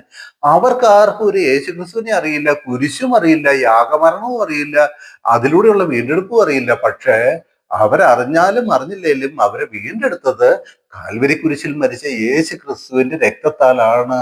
ആ രക്തമാണ് അവരുടെ പാപത്തിന്റെ പ്രായശ്ചിത്ത രക്തം എന്ന് ദൈവം തീരുമാനിച്ചു. ദൈവം അവരെ വീണ്ടെടുത്തു എന്നുള്ളതായിരിക്കുന്ന കാര്യമാണ് നമ്മൾ മനസ്സിലാക്കേണ്ടത്. അവരറിഞ്ഞോളണമെന്ന് അതിന് നിർബന്ധമില്ല. അവര് ഞങ്ങളുടെ വീണ്ടെടുപ്പ് എങ്ങനെ ആവുന്നു എന്ന് അവരറിഞ്ഞോളണമെന്ന് യാതൊരു നിർബന്ധവും ഇല്ല. ആ കാലത്തെക്കുറിച്ച് അത് അങ്ങനെയാണ്. ഞാൻ എന്താ ഈ വിഷയത്തിന്റെ ആരംഭത്തിൽ ഈ വിഷയത്തിന് പേര് കൊടുത്തിരിക്കുന്നത് എന്താ? ദൈവത്തിന്റെ രക്ഷാ പദ്ധതി കാലാകാലങ്ങളിൽ എന്നുള്ളതാണ്. അതിൽ ഒന്നാമത്തെ വീഡിയോ ആണ് എന്ന് പറയുന്നത്. ഒന്നാമത്തെ വീഡിയോയിൽ യഹൂദൻ എന്ന ജാതി ജനിക്കുന്നതിന് മുമ്പുള്ളായിരിക്കുന്ന പൂർവ്വ പിതാക്കന്മാർ എങ്ങനെ രക്ഷപ്പെട്ടു, അവരുടെ രക്ഷാ പദ്ധതി ദൈവം എങ്ങനെ ഒരുക്കി എന്നുള്ളതാണ്. അപ്പൊ അവർക്ക് ആർക്കും യേശുക്രിസ്തുവിനെ അറിയില്ല, ക്രൂശും അറിയില്ല, അവിടുത്തെ മരണവും അറിയില്ല, അതിനുശേഷം യേശുക്രിസ്തുവിന്റെ ഉയർത്തെഴുന്നേൽപ്പ് അറിയില്ല. ഇതൊന്നും അവർക്കറിയില്ല. ആരെങ്കിലും ഒക്കെ പ്രസംഗിക്കുമ്പോൾ കേൾവിക്കാരുടെ ഹൃദയത്തെ അല്ലെങ്കിൽ കേൾവിക്കാരെ ഒന്ന് ഉത്തേജിപ്പിക്കാൻ വേണ്ടി പറയും, അവരെല്ലാം ആത്മാവിൽ അത് കണ്ടിരുന്നു, ആത്മാവിൽ കണ്ടിട്ടാണ് അവര് ഈ രക്ഷ അനുഭവിച്ചത് എന്നൊക്കെ അങ്ങ് പറയും. അതൊക്കെ കേൾവിക്കാരെ ഒന്ന് ഉത്തേജിപ്പിക്കാറാണ്. ഞാൻ അങ്ങനെ പറയില്ല കേട്ടോ. അവർക്ക് ആർക്കും ഈ കാര്യങ്ങളൊന്നും അറിയില്ല. പക്ഷെ അവര് എന്ത് ചെയ്തു എന്നറിയാവോ? ദൈവത്തെ വിശ്വസിച്ചു. ഏകസത്യ ദൈവം ഒന്നേ ഉള്ളെന്നും ആ ദൈവത്തിന്റെ വഴി എന്താണെന്നും അവരറിയുകയും അവര് വിശ്വസിക്കുകയും ചെയ്തു എന്ന് നമുക്ക് കാണാനായിട്ട് പറ്റും. അബ്രഹാം എങ്ങനെയാണ് നീതിയിരിക്കപ്പെട്ടത്? അവൻ ദൈവത്തെ വിശ്വസിച്ചു, അത് അവന് നീതിയായി കണക്കിട്ടു എന്നല്ലേ നമ്മൾ വായിക്കുന്നത്? ഉൽപ്പത്തി പുസ്തകം അതിന്റെ 15-ാം അധ്യായത്തിൽ നിന്ന് നമ്മൾ അബ്രഹാമിന്റെ രക്ഷയെ കുറിച്ച് വായിക്കുന്നത്. ഞാൻ ആ വാക്യം ഒന്ന് വായിക്കട്ടെ. ഉൽപ്പത്തി പുസ്തകം അതിന്റെ 15-ാം അധ്യായത്തിന്റെ 6-ാമത്തെ വാക്യം. അവിടെ വായിക്കുകയാണ്, അവൻ, അതായത് അബ്രഹാമിനെ കുറിച്ച് പറയാണ്, അവൻ യഹോവയിൽ വിശ്വസിച്ചു, അത് അവന് നീതിയായി കണക്കിട്ടു. അവൻ യഹോവയിൽ വിശ്വസിച്ചു. ഇതേ വാക്യം ഗലാത്യ ലേഖനം 3-ാം അധ്യായത്തിന്റെ 6-ൽ പൗലോസ് എടുത്തുദ്ധരിച്ചിട്ടുണ്ട്. അബ്രഹാം ദൈവത്തിൽ വിശ്വസിച്ചു, അത് അവന് നീതിയായി കണക്കിട്ടു.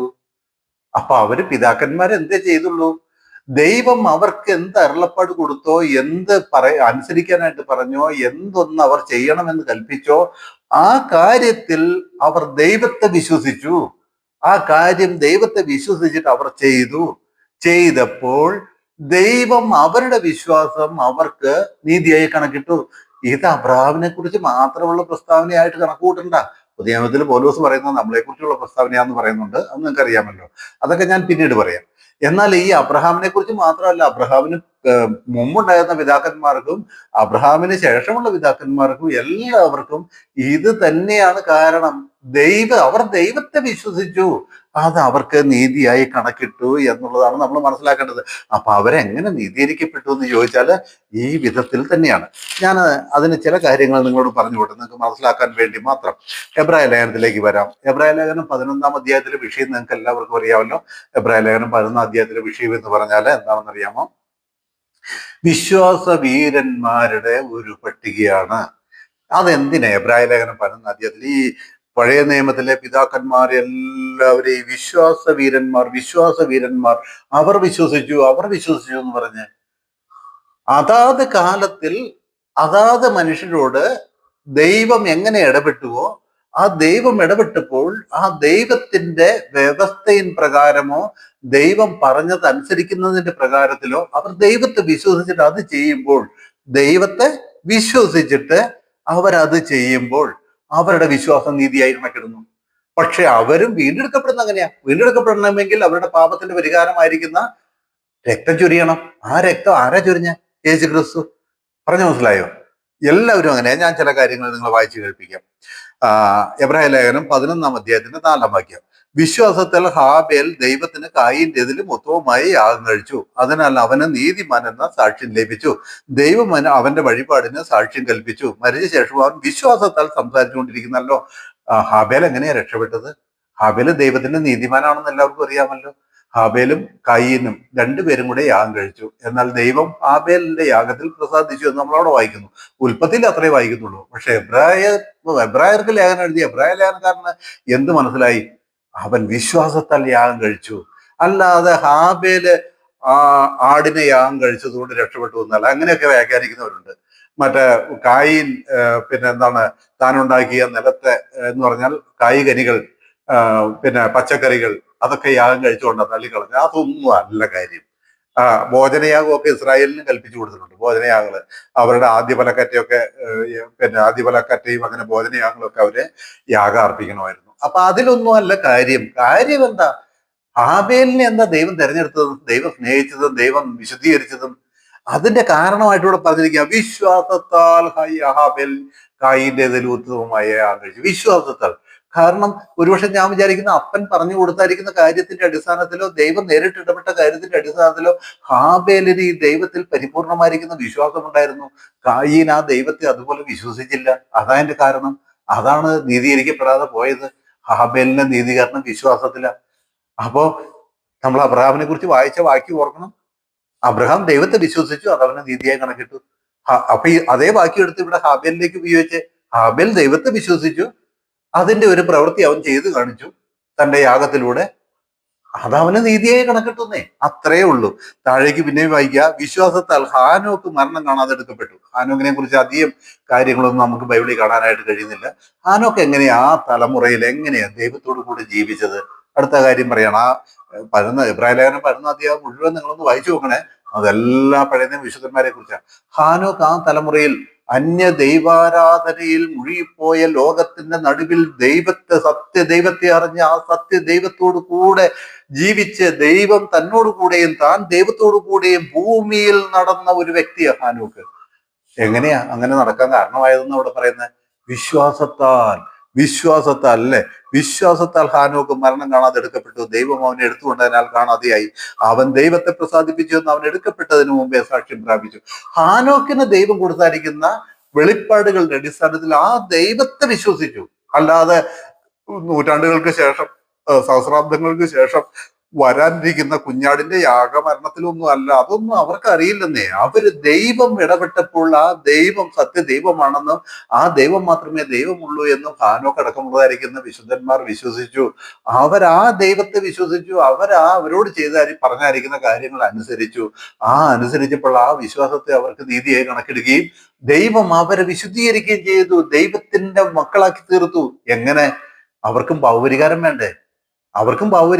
മനുഷ്യനായി ജനിച്ചവരെല്ലാവരും പാപികളല്ലേ? ആദാമിന്റെ വംശപാരമ്പര്യത്തിൽ വന്നവരെല്ലാവരും പാപികളല്ലേ? ഈ പറയുന്ന ഹാബേലും പാപിയാണ്, ഈ പറയുന്ന ഹാനോക്കും പാപി, എല്ലാവരും പാപിയാ. നമ്മളെങ്ങനെയാ റോമാലേഖനം 23-ാം അധ്യായത്തിന്റെ 10-ാം വാക്യത്തിൽ വായിക്കുന്നത്? നീതിമാനാരുമില്ല, ഒരുത്തൻ പോലുമില്ല. ഒരുത്തൻ പോലുമില്ല. നീതിമാനായി ജനിച്ചവനും ജീവിച്ചവനും മരിച്ചവനും ഒരാളേ ഉള്ളൂ. അത് നമ്മുടെ കർത്താവായ യേശു ക്രിസ്തു മാത്ര. പാപം അറിയാത്തവൻ എന്ന് പറയപ്പെടുന്ന നമ്മുടെ കർത്താവായ യേശു ക്രിസ്തുവിന് മാത്രമാണ്. കർത്താവായ യേശു ക്രിസ്തു മാത്രമേ ലോകത്തിന്റെ നടുവിൽ നിന്നുകൊണ്ട് അന്ന് സകല മനുഷ്യരാശിയുടെയും മുമ്പിൽ വെല്ലുവിളിയായി ഒരു ചോദ്യം ചോദിച്ചുള്ളൂ. നിങ്ങളിൽ ആർ എന്റെ പാപത്തെ കുറിച്ച് എനിക്ക് ബോധം വരുത്തുന്നു? കർത്താവിന് മുമ്പോ ആ ഒരുപാട് തലമുറകളിൽ ആർക്കും ചോദിക്കാൻ പറ്റാത്ത ചോദ്യം, കർത്താവിന് ശേഷം ഇന്ന് വരെയുള്ള ഒരു മനുഷ്യനും ചോദിക്കാൻ പറ്റാത്ത കാര്യം, ഒരേ ഒരു ചോദ്യം, നിങ്ങളിൽ ആർ എന്റെ പാപത്തെ കുറിച്ച് എനിക്ക് ബോധം വരുത്തുന്നു എന്ന് ഇസ്രായേലിന്റെ നടുവിൽ നിന്ന് യഹൂദ പ്രമാണികളെയും പരീശൻ പക്ഷത്തെയും നോക്കി ചോദിച്ച കർത്താവിന്റെ ചോദ്യം അറിയാലോ. പാപമില്ലാത്തവൻ നമ്മുടെ കർത്താവായ യേശു ക്രിസ്തു മാത്രമേ ഉള്ളൂ. അതുകൊണ്ട് നീതിമാൻ ആരുമില്ല, ഒരുത്തൻ പോലും ഇല്ല. എല്ലാവരും എഴുന്നേറ്റ് ഒരുപോലെ കൊള്ളരുതാത്തവരായി തീർന്നു. അതാ റോമലേഖനം 10-ാം അധ്യായം 3-ാം അധ്യായം 10-ാം വാക്യത്തിൽ നമ്മൾ വായിക്കുന്നത്. ഓക്കെ, അപ്പൊ അങ്ങനെയാണെങ്കിൽ എല്ലാവർക്കും പാപപരിഹാരത്തിന്റെ രക്തം വേണമെന്നേ, പാപപരിഹാരത്തിനുള്ള ശിക്ഷാവിധി വേണമെന്നേ. അത് ഏറ്റെടുത്തത് കാൽവരിയിലെ കുരിശിൽ നമ്മുടെ കർത്താവായ യേശു ക്രിസ്തു. അതാ പൗലോസ് അപ്പോസ്തലൻ പറഞ്ഞ ലോകത്തെ നിരപ്പിച്ചു പോകുന്ന ശുശ്രൂഷ ഇതാ. ഞങ്ങൾ ഈ പറയുന്ന സുവിശേഷമാ, ഞങ്ങൾ ഈ പറയുന്ന ക്രൂശ, ലോകത്തെ നിരപ്പിച്ചു പോകുന്ന ശുശ്രൂഷയാണ് ഞങ്ങൾ ചെയ്യുന്നത്. ആ ശുശ്രൂഷ ഇന്ന് ഞങ്ങളിലൂടെയാണ് ലോകത്തിന് വെളിപ്പെട്ടത്. ലോകത്തിന് അതിനു മുമ്പ് വെളിപ്പെട്ടില്ല. ഈ പറയുന്ന ഹാനോക്കിലും തന്റെ രക്ഷ എങ്ങനെയാ വന്നതെന്നും അറിയില്ല. പക്ഷെ ദൈവം അറുക്കപ്പെട്ട കുഞ്ഞാടായി ലോകസ്ഥാപനം മുതൽ കണ്ട ക്രിസ്തുവിന്റെ യാഗമരണത്തിൽ അത് കണ്ടിരുന്നു.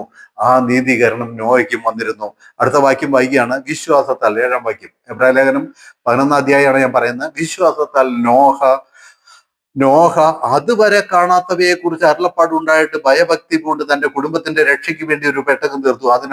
അതിനാൽ അവൻ ലോകത്തെ കുറ്റം വിധിച്ചു വിശ്വാസത്താലുള്ള നീതിക്ക് അവകാശിയായി തീർന്നു. നോക്കിയേ, നോഹയുടെ രക്ഷ എങ്ങനെയാന്ന് പറഞ്ഞ് വഴിതെറ്റിക്കൊള്ള സകല ജഡവും, അല്ലെ, ഉൽപ്പത്തി പുസ്തകം 6-ാം അധ്യായത്തിൽ വായിക്കുക, എല്ലാവരും ദൈവത്തിൽ നിന്ന് വഴിതെറ്റിക്കൊള്ളാത്തവരായി തീർന്നു. മനുഷ്യനെ സൃഷ്ടിക്കുന്ന നിമിത്തം ദൈവം അനുദപിച്ചു എന്നൊക്കെ നമ്മൾ വായിക്കുന്ന അവിടെ, അല്ലേ. അത്രയ്ക്ക് മ്ലേച്ഛരായിരിക്കുന്ന ലോകത്തിന്റെ നടുവിൽ ഒരൊറ്റ നീതിമാനെ ദൈവം കണ്ടു. ഒറ്റ നീതിമാനെ, അതാണ് നോഹ. ആ നോഹ ദൈവത്തെ മനസ്സ് വെച്ചു. ഈ ലോകം സൃഷ്ടിച്ച ഒരു ദൈവം ഉണ്ടാകണം, ഈ ലോകത്തിന് രൂപാൽപ്പന കൊടുത്ത ദൈവം ഉണ്ടാകണം, ആ ദൈവത്തെ എനിക്ക് അറിയണം എന്നുള്ളതായിരിക്കുന്ന ഒരു മനസ്സ് നോഹ വെച്ചു. അതിന്റെ അടിസ്ഥാനത്തിൽ ദൈവം നോഹയോട് ഒരു കാര്യം പറഞ്ഞു. എന്താണെന്നറിയാമോ? നോഹേ, ലോകം മുഴുവൻ ഞാൻ വെള്ളം കൊണ്ട് നിറയ്ക്കാൻ പോവുകയാണ്.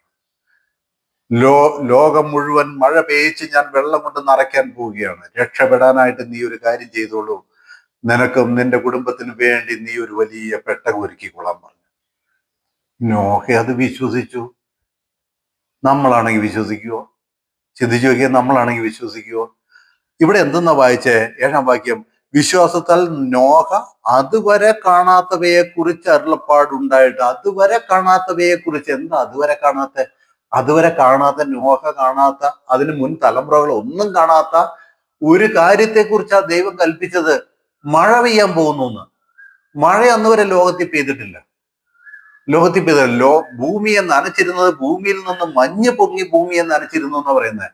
മഴ ആ കാലത്തില്ല, കണ്ടിട്ടില്ല. നോഹ ഒരു കാലത്തും മഴ കണ്ടിട്ടില്ല. ആ നോഹയോട് പറയാണ്, ഞാൻ മഴ പെയ്യാൻ പോവുകയാണ്, മഴ പെയ്ത് ലോകത്തെ ഞാൻ ജലപ്രളയം കൊണ്ട് മൂടാൻ പോവുകയാണ്, രക്ഷപ്പെടാൻ നീ ഒരു പെട്ടകം ഒരുക്കിക്കൊള്ളാൻ പറഞ്ഞപ്പോൾ നോഹ അതനുസരിച്ചു. അതുവരെ കാണാത്ത കാര്യം ഈ പറയുന്ന നമുക്ക് ആർക്കെങ്കിലും പറ്റുമോ? നമ്മുടെ കൺമുമ്പിൽ കാണുന്നത് പോലും വിശ്വസിക്കാൻ നമ്മളെ കൊണ്ട് പറ്റുന്നില്ല, പിന്നെയല്ലേ കാണാത്ത കാര്യം വിശ്വസിക്കുന്നത്? നമ്മളാരും വിശ്വസിക്കില്ല കേട്ടോ.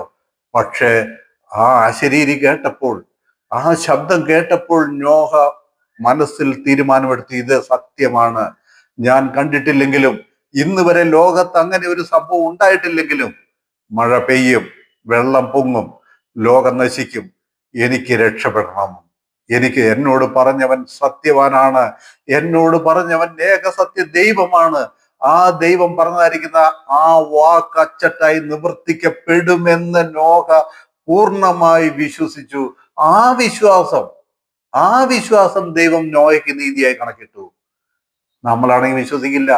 അതാ ഞാൻ പറഞ്ഞ, കാണുന്ന കാര്യം പോലും നമ്മൾ വിശ്വസിക്കുന്നില്ല, പിന്നെ കാണാത്ത വിശ്വസിക്കുമോ? അപ്പൊ ദൈവം ഇത് പറഞ്ഞപ്പോൾ നോഹ അത് വിശ്വസിച്ചു.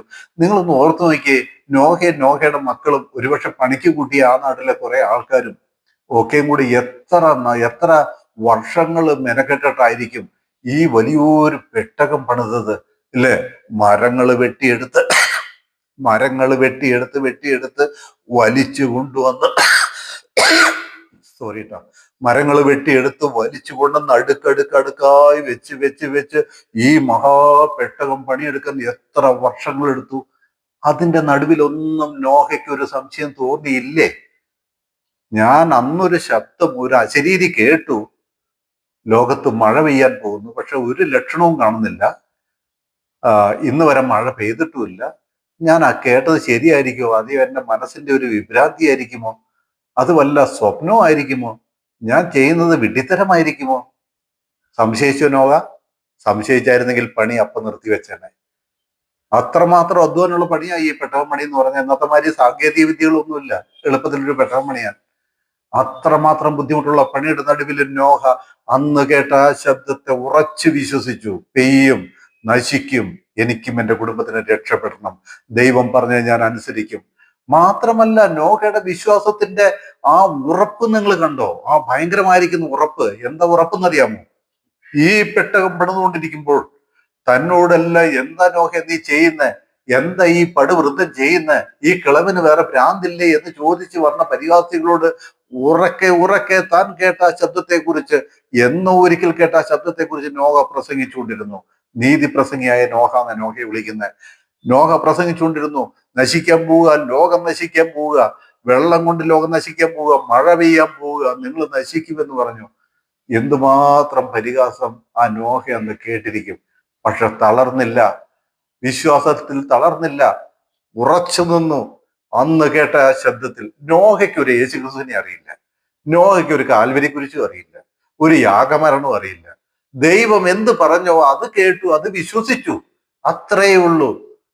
ആ വിശ്വാസത്തിൽ നോഹ തന്റെ ദൗത്യം പൂർത്തീകരിച്ചു. തന്നോട് ദൈവം പറഞ്ഞെന്തോ ആ ദൗത്യം പൂർത്തീകരിച്ചു. നോഹയുടെ വിശ്വാസം നോഹയ്ക്ക് നീതിയായി കണക്കിട്ടു. നോഹയെയും തന്റെ മക്കളെയും തന്റെ ഭാര്യയെയും മക്കളുടെ ഭാര്യമാരെയും നോഹ ആ സമൂഹത്തിന്റെ നടുവിൽ രക്ഷിച്ചു. അപ്പൊ എങ്ങനെയാ പഴയ നിയമ വിശുദ്ധന്മാര് നീതീകരിക്കപ്പെട്ടത്? നീതീകരിക്കപ്പെട്ടത് എങ്ങനെയാ? കാൽവരിയിലെ കുരിശിലെ യാഗമരണത്തിൽ. അവർക്കത് അറിയാമോ? അറിയില്ല. അവർക്കറിയില്ല. അവർക്കൊരു യേശുക്രിസ്തുവിനെ അറിയില്ല, ദൈവത്തിന്റെ രക്ഷാ പദ്ധതിയും അറിയില്ല, ഒന്നും അറിയില്ല. പിന്നെ എങ്ങനെയാ ആ ദൈവം അന്ന് അവരോട് എന്ത് പറഞ്ഞോ, എന്ത് ചെയ്യാൻ കൽപ്പിച്ചോ അതവര് വിശ്വസിച്ചു. അവർ ദൈവത്തെ വിശ്വസിച്ചു എന്ന്. അവർ ആ പ്രവൃത്തിയല്ല വിശ്വസിച്ചത്, പറഞ്ഞ ശബ്ദത്തെ വിശ്വസിച്ചു, കേട്ട അരുളപ്പാടിനെ വിശ്വസിച്ചു. അവര് ദൈവത്തെ വിശ്വസിച്ചു. അതുകൊണ്ട് അവര് ഏൽപ്പിച്ച ജോലി ചെയ്തു. ദൈവത്തെ വിശ്വസിച്ചു, അത് അവർക്ക് നീതിയായി കണക്കിട്ടു. അപ്പൊ ലോകത്തെ എങ്ങനെയാ നിരപ്പിച്ചു പോന്നെ? വിശ്വാസത്താൽ നിരപ്പിച്ചു പോന്നെ. എന്നാൽ നിരപ്പിന്റെ ശുശ്രൂഷ എങ്ങനെയായിരുന്നു? ഏതായിരുന്നു ഈ നിരപ്പിന്റെ ശുശ്രൂഷ? പൗലോസ് പറഞ്ഞതായിരിക്കുന്ന ക്രൂശ് മരണത്തിലെ യാഗത്തിൽ, കാൽവരിയിലെ യാഗമരണത്തിലുള്ളായിരിക്കുന്ന ആ കാര്യത്തിലായി ഇവരെയൊക്കെ നിരപ്പിച്ചുകൊണ്ടിരുന്നതെന്ന് ഈ പറഞ്ഞതിന്റെ അർത്ഥം മനസ്സിലായോ? അതിന്റെ അടുത്ത വാക്യം നോഹയുടെ കാര്യം നമ്മൾ വായിച്ചില്ല. അതിന്റെ അടുത്ത വാക്യം അബ്രഹാമിനെ കുറിച്ച് പറയുന്നത്. അബ്രഹാമിനെ കുറിച്ച് ഞാൻ ആദ്യം തന്നെ പറഞ്ഞു. അബ്രഹാം ദൈവത്തെ വിശ്വസിച്ച് അവന്റെ നീതിയെ കണക്കിട്ടു. അബ്രഹാം ഇങ്ങനെ തന്നെ. അബ്രഹാമിനെ വിളിച്ചതായിരിക്കുന്ന കാര്യം നിങ്ങൾക്ക് എല്ലാവർക്കും അറിയാമല്ലോ. വിഗ്രഹങ്ങളെ ഉണ്ടാക്കി വിൽക്കുന്നതായിരിക്കുന്ന ഒരു വീട്ടിൽ താമസിച്ചിരുന്ന അബ്രഹാം, ഞാനിങ്ങനെ വിചാരിക്കുകയായിരുന്നു, ഒരുപക്ഷെ അബ്രഹാം ഇങ്ങനെ ചിന്തിച്ചു കാണും, ഒരുപാട് വിഗ്രഹങ്ങളെ എൻ്റെ അപ്പനും ഞാനും ഒക്കെ ഉണ്ടാക്കി വിൽക്കുന്നുണ്ട്. ഈ വിഗ്രഹങ്ങളാണോ ദൈവം? ഈ വിഗ്രഹങ്ങൾക്ക് ഇത്ര വലിയൊരു പ്രപഞ്ചം ഉണ്ടാക്കാൻ പറ്റുമോ? അല്ലല്ലോ. ഒരു സത്യദൈവം ഉണ്ടാവില്ലേ? അങ്ങനെയാണെങ്കിൽ ആ ദൈവത്തെ എനിക്ക് അറിയണ്ടേ? വിചാരിച്ച് കാണും എന്ന് ഞാൻ പറയാ. അങ്ങനെയൊന്നും അബ്രഹാം പറഞ്ഞായിട്ടൊന്നും ബൈബിളിൽ എഴുതിയിട്ടില്ല കേട്ടോ. എൻ്റെ ഒരു ചിന്ത പറയാ. എന്തായാലും ആ സമൂഹത്തിന്റെ നടുവിൽ നിന്ന് ആ അബ്രഹാമിനെ വിളിച്ച് വേർതിരിച്ചു. ഞാൻ കാണിപ്പാനിരിക്കുന്ന ദേശത്തേക്ക് പോകാൻ പറഞ്ഞു.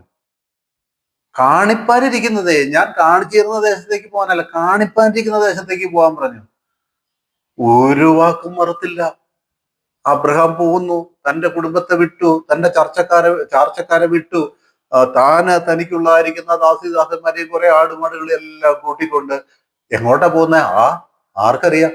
എങ്ങോട്ടാ പോകുന്നതെന്ന് അറിയില്ലെന്നേ. എന്നോടൊരു ഒരു ശബ്ദം ഞാൻ കേട്ടു, ഞാനൊരു സ്ഥലം കാണിച്ചു തരാം, നീ അങ്ങോട്ട് പൊക്കോളാൻ പറഞ്ഞു. ഞാൻ പോവുക. അങ്ങനെ ലക്ഷ്യമില്ലാതെ ഈ അനേക ആടുമാടുകളെയും അതിനെ മേയ്ക്കുന്ന ദാസിദാസന്മാരെയും ഒക്കെ കൂട്ടിക്കൊണ്ട് അബ്രഹാം ഇങ്ങനെ പ്രയാണം ചെയ്യുക. നാൾ തോറും ക്ഷണിച്ചു പോകുന്നില്ല, മടുത്തു പോകുന്നില്ല. അന്ന് കേട്ട ആ ശബ്ദം, ഞാൻ കാണിപ്പാനിരിക്കുന്ന ദേശത്തേക്ക് പോകാൻ പറഞ്ഞു. അതാ ബൈബിളിൽ വായിക്കുന്നത്, അബ്രഹാം ദൈവത്തെ വിശ്വസിച്ചു, അതവന് നീതിയായി കണക്കിട്ടു.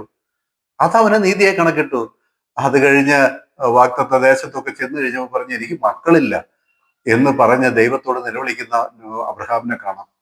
അപ്പൊ ദൈവദൂതൻ വന്നു. ഏകദേശം 99 വയസ്സ്. ദൈവദൂതൻ വന്നിട്ട് പറഞ്ഞു, നിനക്ക് മകനുണ്ടാകും, നിനക്ക് തന്നെ ഒരു മകനുണ്ടാകും എന്ന് പറഞ്ഞു. 100 വയസ്സുള്ള എനിക്ക് മകനുണ്ടാകുകയോ?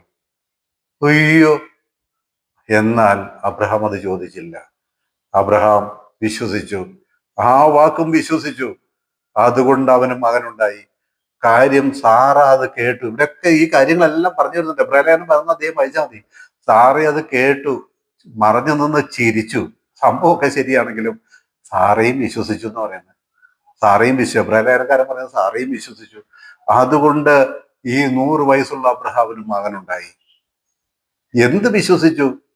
എങ്ങും ആരോ 2 ദൂതന്മാര് വന്ന് പറഞ്ഞ കാര്യേ രണ്ടു മൂന്ന് ദൂതന്മാർ വന്ന് പറഞ്ഞ കാര്യം വിശ്വസിച്ചു എന്ന്. ദൂതന്മാരാണെന്ന് മനസ്സിലാക്കിയിട്ടൊന്നുമല്ല, ഏതോ മനുഷ്യര്, അങ്ങനെ അബ്രഹാം കണ്ടുള്ളൂ. ഏതോ വഴിപോക്കര് വന്നു, അവർക്ക് ആഹാരം വെച്ചു കൊടുത്തു, അവര് പറഞ്ഞ കാര്യം അബ്രഹാം വിശ്വസിച്ചു എന്ന്. വാർദ്ധക്യത്തിൽ മകനുണ്ടാവും എന്ന് പറഞ്ഞത്, ആ വിശ്വാസം ദൈവനീതിയായി കണക്കിട്ടു. ആ മകൻ ഉണ്ടായി കഴിഞ്ഞിട്ടുമോ, ആ മകൻ ഉണ്ടായി കഴിഞ്ഞിട്ട് അബ്രഹാമിന്റെ വിശ്വാസത്തിന്റെ തീഷ്ണത നിങ്ങൾ കണ്ടോ? ആ ഏകജാതനായ മകൻ ഉണ്ടായി കഴിഞ്ഞിട്ടും ദൈവം പറഞ്ഞു, നിന്റെ ഏകജാതനെ എനിക്ക് ബലിയർപ്പണം ചെയ്യാൻ പറഞ്ഞു, എനിക്ക് യാഗം അർപ്പിക്കാൻ പറഞ്ഞു. അപ്പോഴും അബ്രഹാം ഒരു വിസമ്മതവും കൂടാതെ വിശ്വസിച്ചു. എന്താ പറഞ്ഞതെന്നറിയാമോ? അബ്രഹാമിന്റെ മനസ്സിലെ ചിത്രം. അബ്രഹാം വിശ്വസിച്ചു, എനിക്ക് 100 വയസ്സിൽ മകനെ തരാൻ കഴിയുന്ന ദൈവം എന്റെ മകനെ യാഗം അർപ്പിക്കാൻ പറഞ്ഞെങ്കിൽ, ആ മകനെ യാഗം അർപ്പിക്കാൻ പറഞ്ഞെങ്കിൽ, അവനെ യാഗം അർപ്പിച്ചാലും മരിച്ചവരിൽ നിന്ന് ഉയർത്തെഴുന്നേൽപ്പിക്കാനും അവൻ ശക്തനാണെന്ന് വിശ്വസിച്ചു. ഒരു സങ്കോചവും മടിയും കൂടാതെ, സാറയുടെ അനുവാദം പോലും ചോദിക്കാതെ അധികാലത്തെ മകനെയും കൂട്ടി യാഗം അർപ്പിക്കാനായിട്ട് പോകുന്ന അബ്രഹാം ദൈവത്തെ വിശ്വസിച്ചു. അതവന്റെ നീതിയായി കണക്കിട്ടു. ഇത് പറയുമ്പോൾ എൻ്റെ സന്തോഷം, എൻ്റെ ഹൃദയത്തിന്റെ ആനന്ദം നിറയുകയാണ്. അങ്ങനെ അബ്രഹാം ആ യാഗാർപ്പണ വേദിയിൽ നിന്ന് മകനെ ജീവനോടെ തന്നെ, അവന്റെ വിശ്വാസത്തെ ദൈവം മാനിക്കുകയും യാഗാർപ്പണ വേദിയിൽ നിന്ന് മകനെ ജീവനോടെ രക്ഷിച്ച് പകരം ഒരാടിനെ യാഗമർപ്പിക്കുന്നത് നമ്മൾ കാണുന്നുണ്ട്. പിന്നെയും നമ്മൾ വായിക്കുക, അബ്രഹാമിന് ഒരു വീട് പണിത് താമസിച്ചുകൂടായിരുന്നു തന്റെ ജീവിതകാലത്ത്? അതിസമ്പന്നനല്ലേ, അതിസമ്പന്നൻ, ഇഷ്ടം പോലെ. അന്നത്തെ ആ കാലത്തെ ആ നാട്ടിലുള്ളായിരിക്കുന്ന ഏതൊരു മനുഷ്യരെക്കാളും അതിസമ്പന്നൻ. ഒരു വീട് പണിതില്ല. നമ്മൾ വായിക്കുകയാണ്, അബ്രഹാം താൻ വിളിക്കപ്പെട്ടാറെ വിശ്വാസത്തല്ല അവൻ വാഗ്ദത്ത ദേശത്ത്, ഒരു അന്യദേശത്ത് എന്ന പോലെ ചെന്ന് വാഗ്ദത്തത്തിന് കൂട്ടാളികളായ ഇസഹാക്കിനോട് യാക്കോബിനോട് കൂടെ കൂടാരങ്ങളിൽ പാർത്തുകൊണ്ട് ദൈവം ശില്പിയായി നിർമ്മിച്ചതും അടിസ്ഥാനങ്ങളുള്ളതുമായ നഗരത്തിനായി കാത്തിരുന്നു. ഒരു വീട് പണിതില്ലാന്ന്, ടെന്റുകൾ അടിച്ച് പാർത്തുന്നു. എന്താ ടെന്റുകൾ അടിച്ച് പാർക്കാൻ കാരണം എന്നറിയാമോ? എനിക്കായിട്ട് ദൈവം ഒരു വീട് ഒരുക്കിയിട്ടുണ്ട്, എനിക്കായിട്ട് ഒരു പട്ടണം ഒരുക്കിയിട്ടുണ്ട്, എനിക്കായിട്ട് ഒരു വീട് മാത്രമല്ല, യാക്കോബിനോട് കൂടെ കൂടാരങ്ങളിൽ പാർത്തുകൊണ്ട് ദൈവം ശില്പിയായി നിർമ്മിച്ചതും അടിസ്ഥാനങ്ങൾ ഉള്ളതുമായ നഗരത്തിന് വേണ്ടി, പട്ടണത്തിന് വേണ്ടി എനിക്കൊരു വീടല്ല, ഒരു പട്ടണം തന്നെ ഒരുക്കിയിട്ടുണ്ട്. ആ പട്ടണത്തിന് വേണ്ടി കാത്തുകൊണ്ട് അവൻ കൂടാരങ്ങളിൽ പാർത്തു. അബ്രഹാമിന്റെ വിശ്വാസത്തെ നിങ്ങളൊന്ന് ചിന്തിച്ചു നോക്കിയേ. നമുക്കുണ്ടോ അത്രയും വിശ്വാസം? നമുക്ക് അത്രയും പറ്റുന്നുണ്ടോ, എത്തുന്നുണ്ടോ? നമ്മളോട് പറഞ്ഞ് അനുസരിക്കുമോ? ചിന്തിച്ചു നോക്ക്. ആ കൂടാരങ്ങളിൽ പാർത്തുകൊണ്ട് അബ്രഹാം വാഗ്ദത്തത്തിനായി കാത്തിരുന്നു, പ്രതീക്ഷയോടെ കാത്തിരുന്നു. അതിനെക്കുറിച്ച് പിന്നെയും താഴെ വായിക്കുക, ഇവരെല്ലാവരും വാഗ്ദത്ത നിവൃത്തി പ്രാപിക്കാതെ ദൂരത്തു നിന്ന് അത് കണ്ടു. ഏത് കണ്ടു? ദൈവം ശില്പിയായി നിർമ്മിച്ചതും അടിസ്ഥാനങ്ങളുള്ളതുമായിരിക്കുന്ന പട്ടണം കണ്ടു. അത് കണ്ടു, അഭിവന്ദിച്ച് ഭൂമിയിൽ തങ്ങൾ അന്യരും പരദേശികളും എന്ന് ഏറ്റു പറഞ്ഞു. കണ്ടു എന്നൊക്കെ പറയുമ്പോൾ നേരിട്ട് കണ്ടു എന്നുള്ള അർത്ഥത്തിലൊന്നും അല്ല കേട്ടോ. ഭൂമിയിൽ നിന്ന് നോക്കിയാൽ അവിടെ സ്വർഗ്ഗത്തിൽ ഉണ്ടാക്കുന്നൊന്നും കാണാൻ പറ്റില്ല. വിശ്വാസത്താൽ കണ്ടു, അതാണ് അതിന്റെ അർത്ഥം. എന്താണ്, പരദേശികളും എന്ന് ഏറ്റു പറഞ്ഞുകൊണ്ട് വിശ്വാസത്തിൽ മരിച്ചു. ഇങ്ങനെ പറയുന്നവർ ഒരു പിതൃദേശം അന്വേഷിക്കുന്നു എന്ന് കാണിക്കുന്നു. അവർ വിട്ടുപോകുന്നതിനെ ഓർത്തുവെങ്കിൽ മടങ്ങിപ്പോവാൻ ഇടയുണ്ടായിരുന്നുവല്ലോ. അവരോ അധികം നല്ലതിനെ, സ്വർഗീയമായതിനെ തന്നെ കാക്ഷിച്ചിരുന്നു. ആകയാൽ ദൈവം അവരുടെ ദൈവം എന്ന് വിളിക്കപ്പെടുവാൻ ലജ്ജിക്കുന്നില്ല. അവൻ അവർക്കായി ഒരു നഗരം ഒരുക്കിയിരിക്കുന്നു.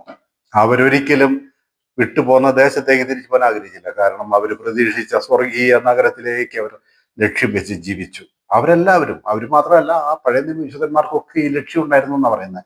എബ്രായ ലേഖനക്കാരൻ പറയുന്നത്, അവൻ അവർക്കായി, അതുകൊണ്ട് ദൈവം അവർക്കായി ഒരു നഗരം ഒരുക്കിയിരിക്കുന്നു എന്ന് നമ്മൾ വായിക്കുകയാണ്. എൻ്റെ പ്രിയമുള്ളവരെ, ഈ നഗരമാണ് പൂർവ്വപിതാക്കന്മാരുടെ പേരിൽ ഇസ്രായേൽ ഗോത്രത്തിലെ 12 പിതാക്കന്മാരുടെ പേരുകൾ എഴുതിയതും 12 അപ്പോസ്തലന്മാരുടെ പേരുകൾ എഴുതിയതുമായിരിക്കുന്ന ഭൂമിയിലേക്ക് ഇറങ്ങി വരുന്ന സ്വർഗീയ പട്ടണം.